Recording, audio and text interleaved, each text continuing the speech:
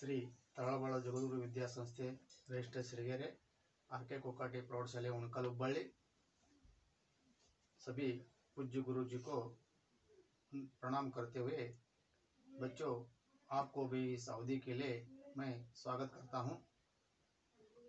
बच्चों हमारे देश को स्वतंत्र करने के लिए या देश की जो रक्षा का जो काम करने के लिए बहुत सारे ऐसे जो महान जो नेता व्यक्तियों ने बलिदान दिया गया है।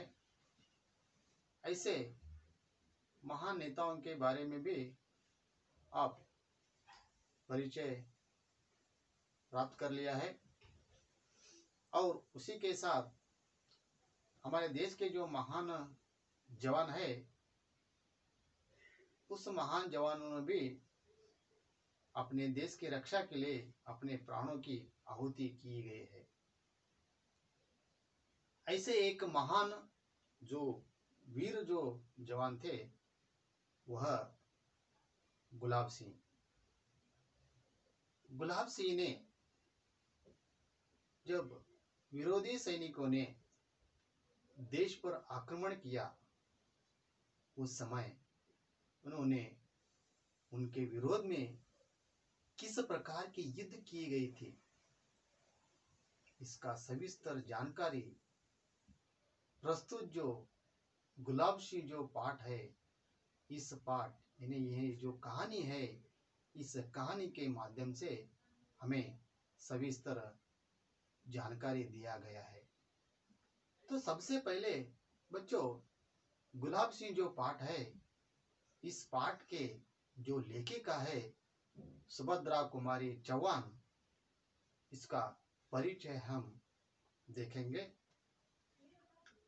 बच्चों आप भी जो पुस्तक है वो पुस्तक निकालिए और जो पृष्ठ संख्या है पृष्ठ संख्या 12 पर लेखिका सुभद्रा कुमारी चौहान का परिचय वहाँ है, आप देखिए और सुनिए। सुभद्रा कुमारी चौहान का जन्म सन 1904 उत्तर प्रदेश प्रयाग में हुआ था। बाल्यकाल से साहित्य में उनके विशेष रुचि थी। प्रथम काव्य रचना 15 वर्ष की आयु में ही की थी। राष्ट्रीय आंदोलन में आप भाग लेती रही। आप कई बार जेल भी गई थी। साहित्यिक और राजनीतिक जीवन में समान रूप से भाग लेकर जीवन के अंत तक देश की सेवा करती रही। आपकी रचनाओं में देश प्रेम, भारतीय इतिहास तथा संस्कृति की छाप देख सकते हैं। झांसी की रानी इनकी प्रसिद्ध कविता है। कविताओं के संकलन त्रिधारा व मुकुल नाम से प्रकाशित हुए हैं। देखिए बच्चों जो महान लेखिका सुभद्रा कुमारी चौहान का परिचय हम देखेंगे। सुभद्रा कुमारी चौहान का जन्म सन 1904 को जो उत्तर प्रदेश जो राज्य है उत्तर प्रदेश राज्य के प्रयाग में हुआ था। उनकी जो विशेष जो रुचि थी वह विशेष रुचि साहित्य का लेखन करना।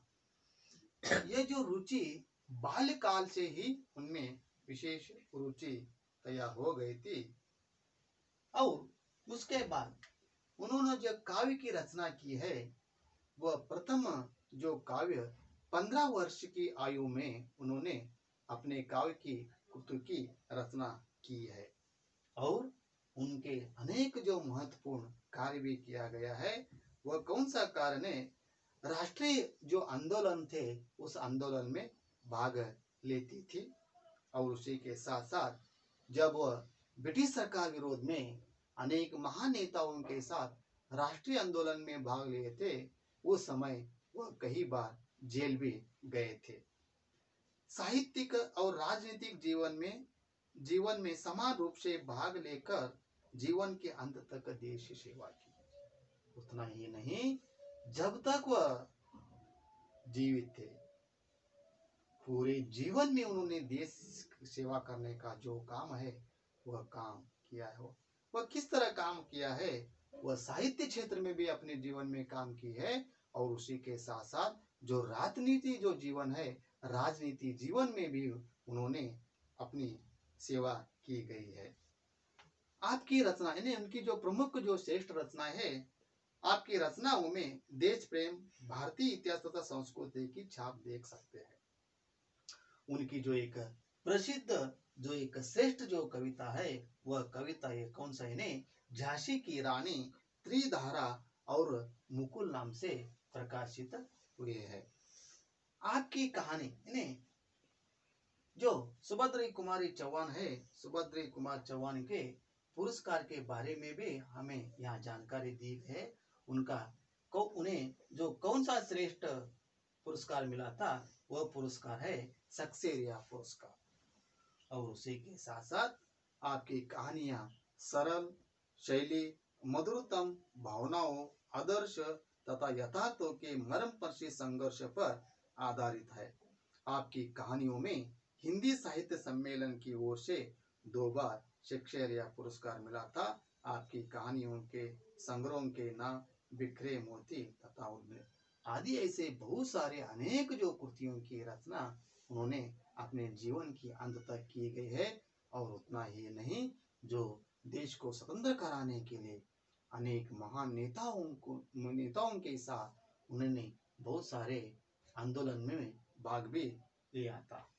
नहीं बच्चों, प्रस्तुत जो गुलाब सिंह जो पाठ है, इस पाठ का जो मुख्य आशय है, इस कहानी के द्वारा देशभक्ति, त्याग, बलिदान, भाई बहन का प्रेम, प्रजा की जिम्मेदारी, कर्तव्य आदि का चित्रण किया गया है। इस पाठ में झंडा स्वतंत्रता के संकेत रूप में दिया गया है।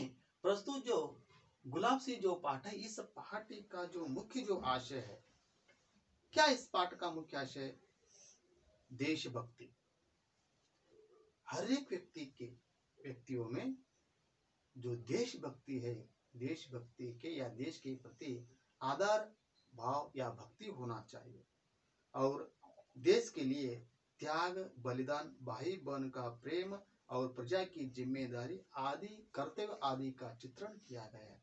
इतना ही नहीं, बहुत सारे ऐसे जो महान नेताओं ने, महान व्यक्तियों ने अपना जीवन बलिदान किया गया है।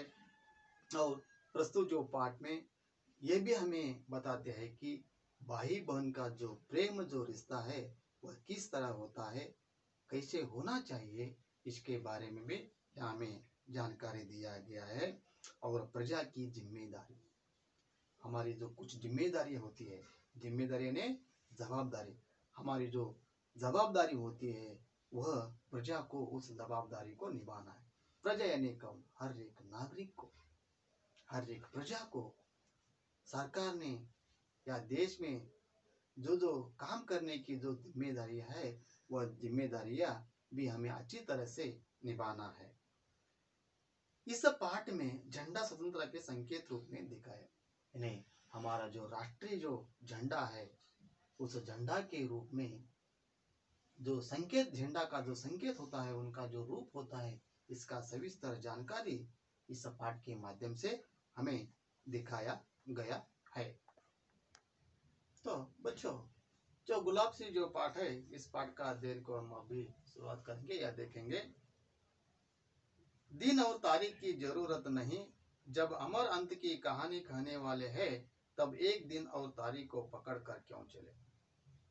नहीं, प्रस्तुत पाठ से सुभद्रा कुमारी चौहान जी कहते हैं, कोई भी काम करने के लिए हमें दिन और तारीख की जरूरत नहीं है। सभी दिन या सभी जो तारीख होते हैं, वह अच्छे ही होते हैं। इस तरह सोच समझकर हमें काम करने के लिए हमेशा आगे बढ़ने है। जब हम अमर अंत की कहानी कहने वाले हैं, तब एक दिन और तारीख को पकड़ कर क्यों चले। जो अमर अंत की, जो बहुत सारे ऐसे जो महान लोग हैं, अपने जीवन में अच्छे अच्छे काम किए गए हैं, उनका जो कार्य है वह आज भी अमर है। ऐसे कार्य करने के लिए हमें कोई भी दिन और तारीख को पकड़कर या उसे देखकर काम करने के लिए तैयार नहीं होना है। हमें इस तरह सोचकर काम करना है।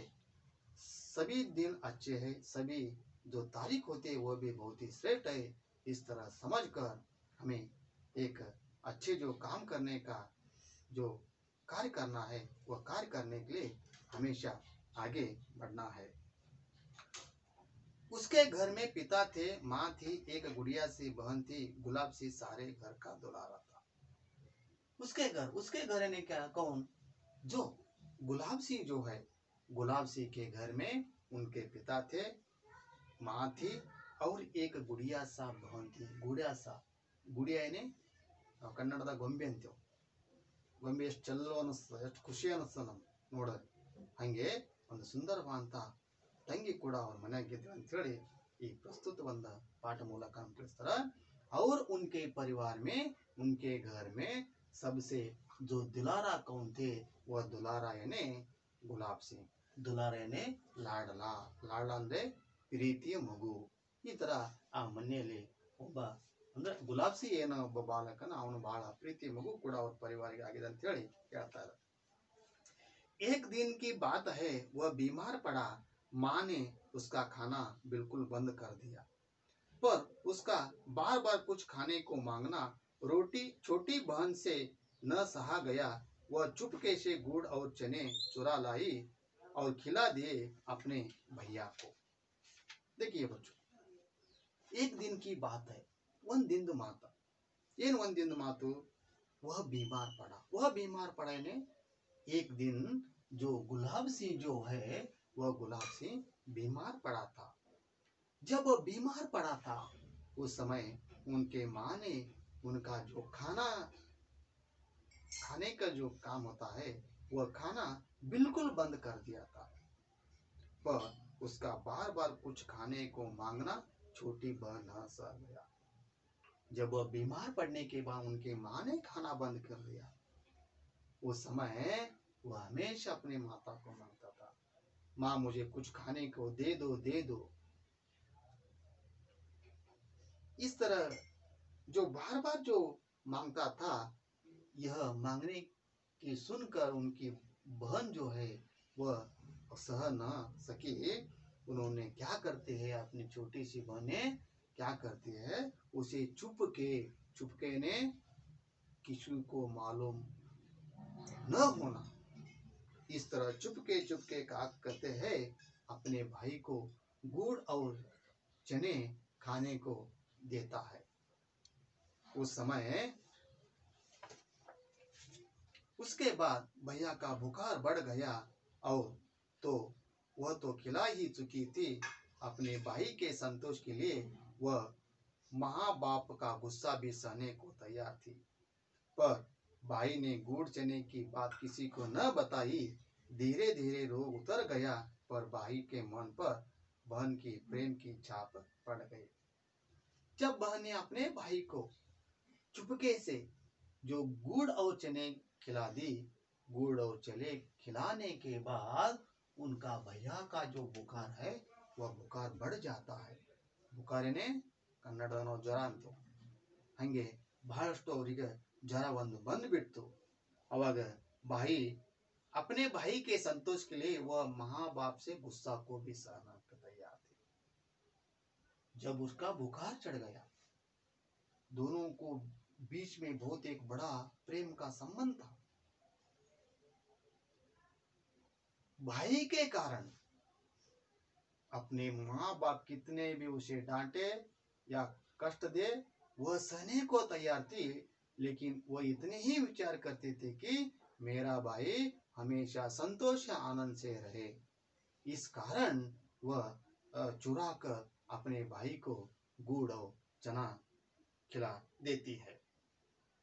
पर भाई ने गुड़ चने की बात किसी को न बताई. धीरे धीरे रोग उतर गया, पर भाई के मन पर बहन के प्रेम की छाप पड़ गई. लेकिन बहन ने जो उसे चुराकर खाने को दी थी, वह जो बात था वह बात अपने भाई ने किसी को भी नहीं बताया. हम उसी जगह हम होते तो हम बता देते, बहन ने मुझे इस तरह खिला दी, मेरा बुखार चढ़ गया. लेकिन इस तरह का गलत काम गुलाब सिंह ने न किया। वह धीरे धीरे उसका जो रोग था वह रोग कम हो गया, यानी उतर गया, यानी कम होगा, कम होना यानी उनका जो रोग यानी जो बुखार था वह बुखार कम हो गया। पर भाई के मन पर बहन की प्रेम की छाप पड़ गई। इस तरह का बहन ने उसे जो सहाय किया, संतोष रखने के लिए जो महत्वपूर्ण जो काम की, ये काम देकर अपने बहन के प्रेम की छाप उसके जो मन यानी उसके जो हृदय है वह हृदय में पड़ गया। ऐसी एक नहीं अनेक बातें बहन की, माँ की, पिता की उसके मन पर छिपी थी। वह कभी उनसे लड़ता झगड़ता भी, पर आंखों के आंसू और मन के रंग उसके मन पर छिपी इन तस्वीरों को ध न सके। बहन की जो छाप उसके मन पर पड़ी, ये सिर्फ एक ही ऐसी बात नहीं, बहुत सारे ऐसे जो प्रभाव उसके मन पर पड़ा है। वह बहन के बारे में हो, पिता के हो या माता के, सभी के जो प्रभाव है वह प्रभाव उनके मन पर पड़ा था। वह कभी उनसे लड़ता झगड़ता भी काम, झगड़ना का भी काम करता था। अपने भाई हो, माता हो, पिता हो, उनके साथ वह लड़ना झगड़ना इस तरह का काम भी करता था, लेकिन वह कभी भी उसके आंखों में आंसू न आए इस तरह का काम नहीं किया है। इन्हें जो झगड़ना लड़ना जो काम करता था वो एक बहुत ही बुरा प्रभाव उनके मन पर पड़े या उनसे बहुत ही दुख हुए, इस तरह का काम वह कभी भी नहीं किया।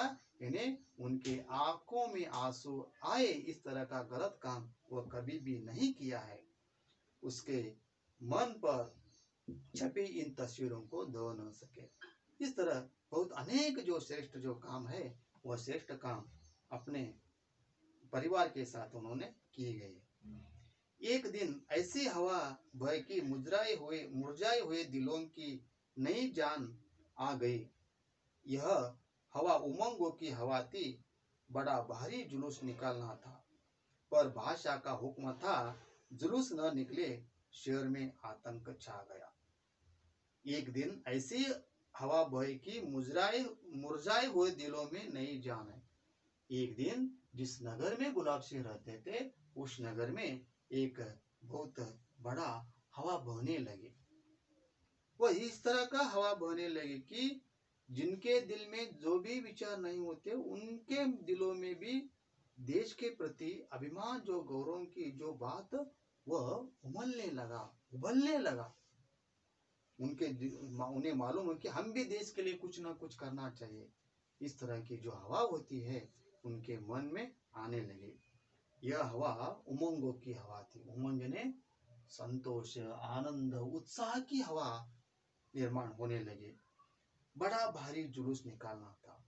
भारी ने बहुत बड़ा शानदार से जो जुलूस ने जो कार्यक्रम होता है वह कार्यक्रम वो त्योहार निकालना था, पर बादशाह का हुक्म था कि जुलूस ना निकले।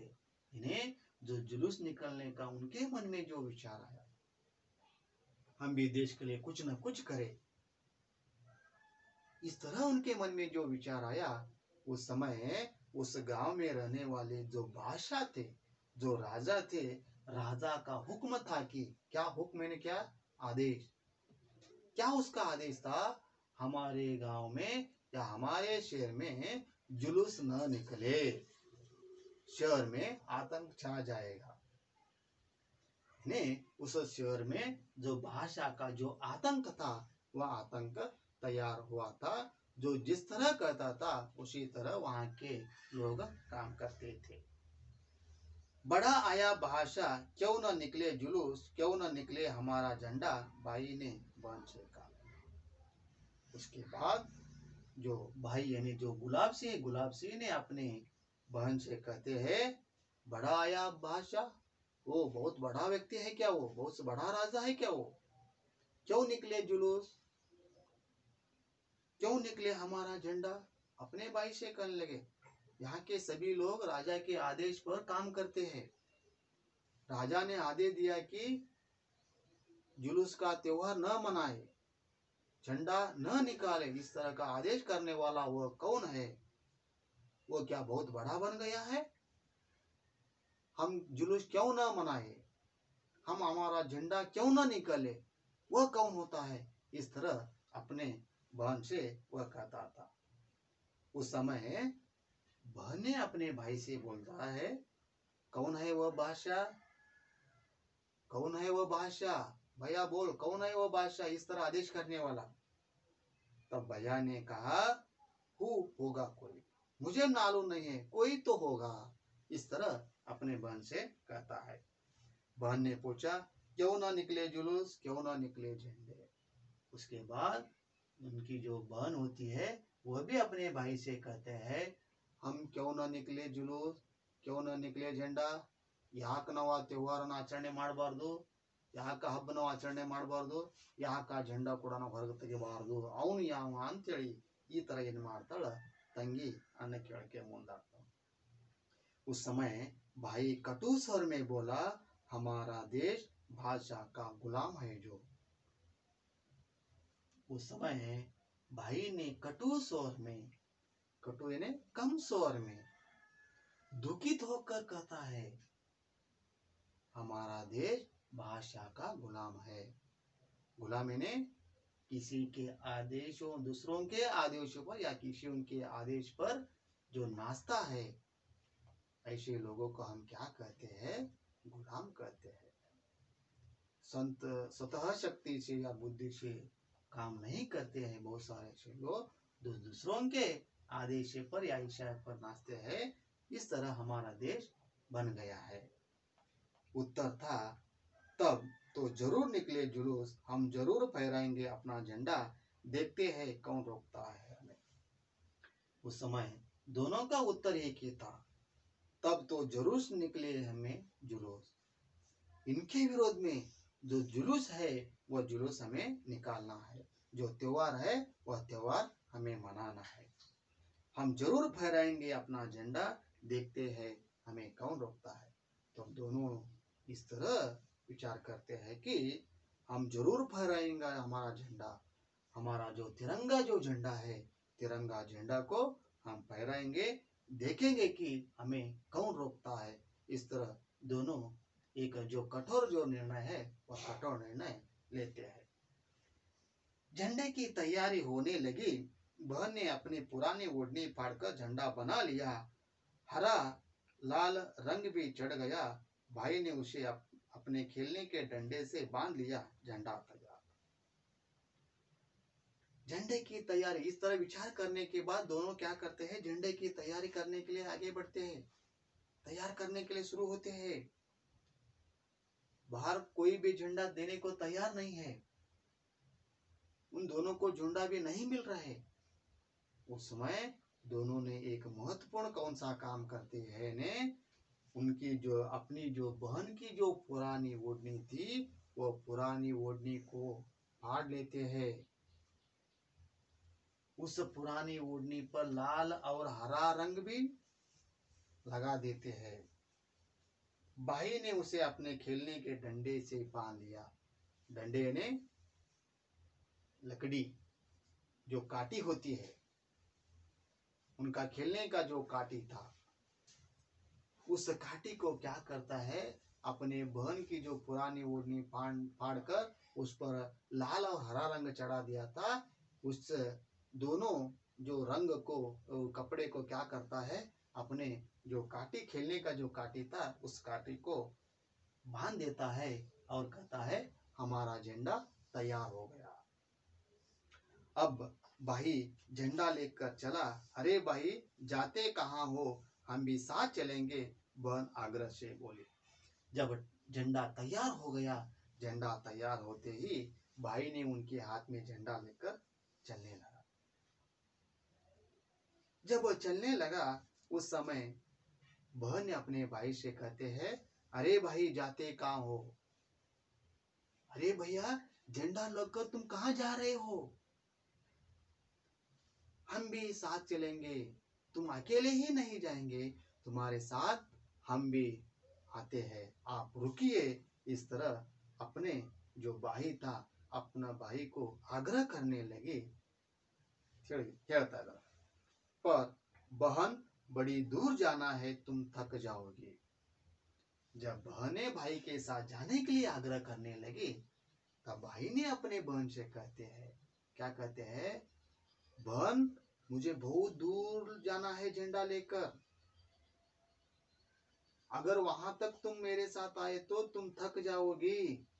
थक जाने ಸುಸ್ತಾಗೋದಂತೀವನು ತಂಗಿ, ನನಗೆ ಈ ಜೆಂಡಾವನ್ನು ತಗೊಂಡು ಬಹಳ ದೂರ ಹೋಗಬೇಕು, ಅಲ್ಲಿ ತನಕ ನೀ ನನ್ನ ಜೊತೆಗೆ ಏನಾರ ಬಂದಂದ್ರೆ ನಿನಗೆ ಸುಸ್ತಾಗುತ್ತೆ, ಹಂಗೆ ಅದಕ್ಕಾಗಿ ನೀನು ಬರಬೇಡ ತಂಗಿ ಅಂತೇಳಿ ತಂಗಿ ಹೇಳಕ್ಕೆ ಮುಂದಾಗ್ತಾನ। ಅವಾಗ ಬನ್ನಿ अपने भैया से कहते हैं, नहीं भैया नहीं, ಇಲ್ಲ ಅಣ್ಣ ಇಲ್ಲ, ನಾನು ಕೂಡ ನಿನ್ನ ಜೊತೆಗೆ ಬರ್ತೀನಿ। उसके बाद भैया ने भी अपने भाई बहन से कहते हैं, नहीं बहन नहीं, तुम नहीं आओगे, ಇಲ್ಲ ತಂಗಿ ನೀನು ಯಾವುದೇ ಕಾರಣಕ್ಕೂ ನನ್ನ ಜೊತೆಗೆ ನೀನು ಬರಬಾರದು, ಬರಂಗಿಲ್ಲ ಅಂತೇಳಿ ಈ ತರ ಹೇಳ್ತಾರೆ। जुलूस कौन बनाएगा, तुम झंडा उठाना, हम जुलूस बनाकर चलेंगे पीछे पीछे। जो भी जो जुलूस बनाना है, जो त्योहार मनाते हैं, बहुत सारे ऐसे लोग उस त्योहार में शामिल होते हैं, लेकिन तुम अकेले उस त्योहार या जुलूस को कैसे मनाएंगे, क्योंकि तुम्हारे हाथ में झंडा है, वो झंडा लेकर तुम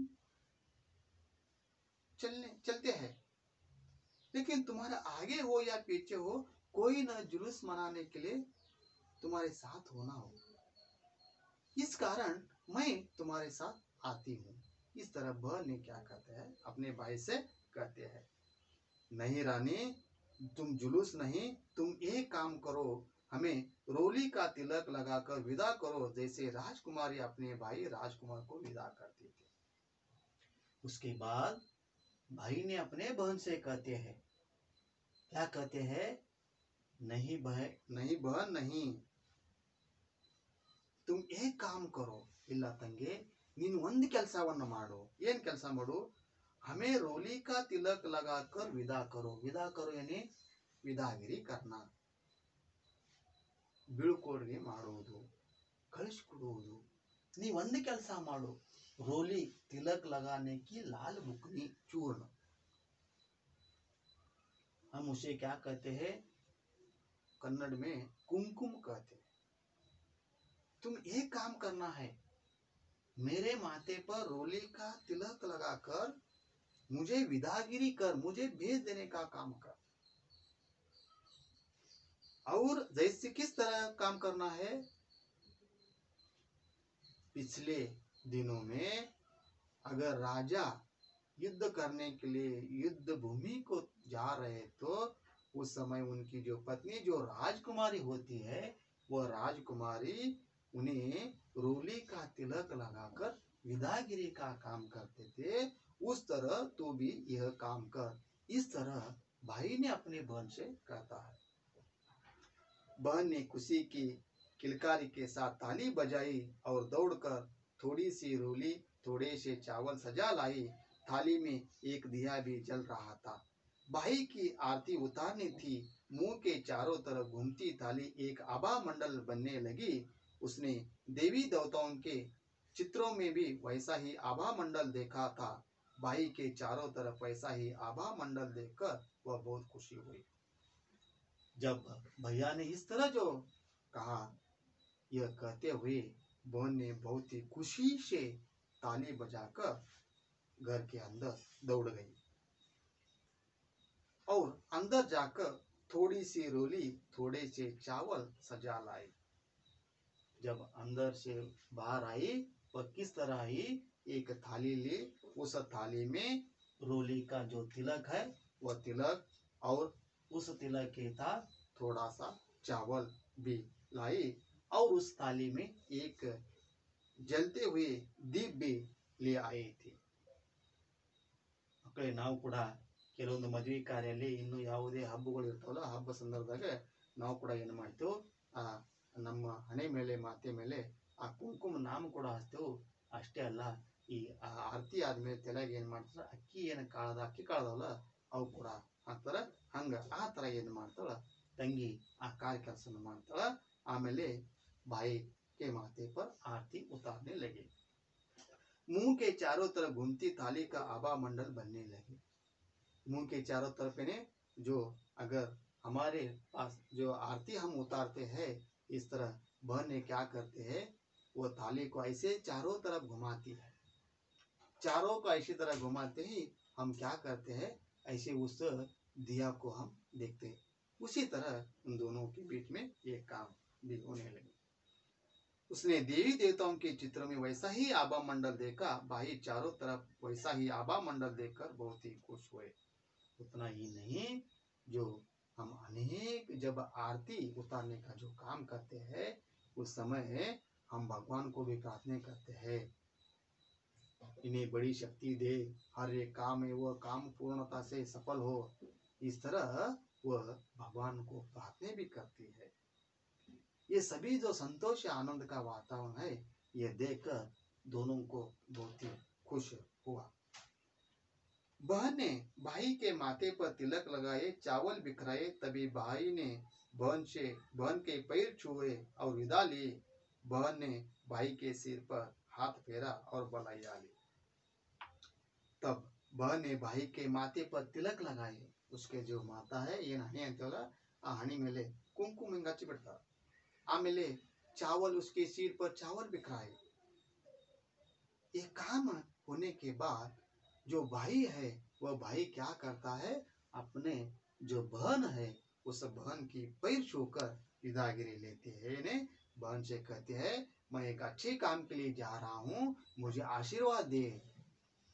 इस तरह वह बहन के पैर छूकर मांग लेता है। बहन ने भाई के सिर पर हाथ फेरा और बलैया हो ने विजय हो, सफल हो। जब वो अपने बहन के पैर छूकर प्रणाम किया, उस समय बहन ने क्या की, उसके जो सिर था उसके सिर पर हाथ रखकर बोला, जो काम के लिए आप जा रहे उसमें आप सफल हो। इस तरह अपने भाई के सिर पर हाथ रखकर आशीर्वाद देती है। वह झंडा लेकर चला। बहन दरवाजे पर खड़ी देखती रही। कहानियों की राजकुमारी इसी तरह विदा देती है। वह झंडे को लहराते हुए ले जाते, भाई को दूर तक लेते। विदाई देने के बाद भैया ने झंडा लेकर चलने लगा। जब जा रहे थे उस समय भाई ने अपने घर के दरवाजे पर खड़ी होकर अपने भैया को देखती रही। कहानियों की राजकुमारी इसी तरह विदा देती थी। नहीं, पहले जो राजा महाराज युद्ध के लिए निकल जाते थे, उसी समय राजकुमारी इसी तरह विदागरी करने का काम करती थी। उसी तरह बहन ने भी ये काम किया। वह झंडे को लहराते हुए ले जाते हुए भाई को दूर तक देखते रहे। जो उसके हाथ में जो झंडा था, वह झंडा लहराता था। वह देखते देखते अपने घर के दरवाजे पर खड़ी हो गई। कुछ दूर जाने पर बादशाह के सिपाही ने झंडे वाले को रोका।